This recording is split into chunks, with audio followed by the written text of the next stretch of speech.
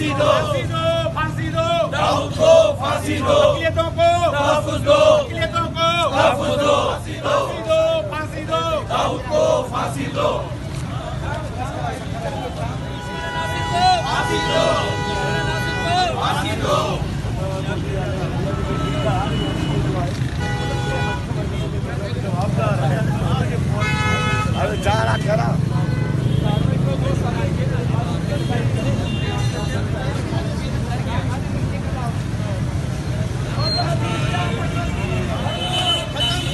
पाकिस्तान में आईन जो बिचो मयार, पाकिस्तान में कानून जो बिचो मयार, पाकिस्तान में कानून जो बिचो मयार, तौहीन जे कानून जो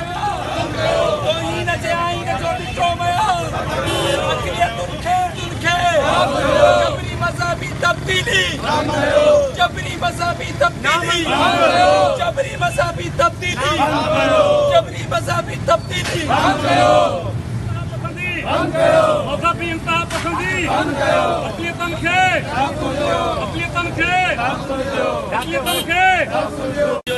हिते अॼु गॾिजी करे पंहिंजे जीअण जे लाइ जेको असां गॾु थिया आहियूं कठि कयोसीं उन में सभई हिंदू बिरादरियूं असांजो ओड मेंगवाड़ भील असांजा हिंदू पंचायतूं सॼियूं बिरादरियूं जेके गॾु थिया आहियूं सभिनी जी महिरबानी अॼु असां इहो शुरू कयो आहे जे अगरि हिन अबू दाऊद खे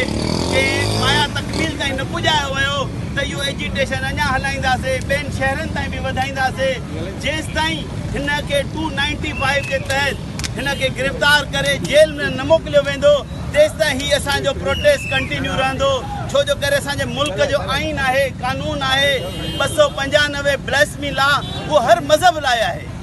वो असां चाहियूं था त अॼु उहो पंहिंजो हुकूमत पाकिस्तान सिंध गवर्नमेंट उन ब्लेसमी लॉ जे तहत हिन अबू दाऊद कमीने कुते खे गिरफ़्तार करे हुनखे सरेआम जेल कस्टडी करे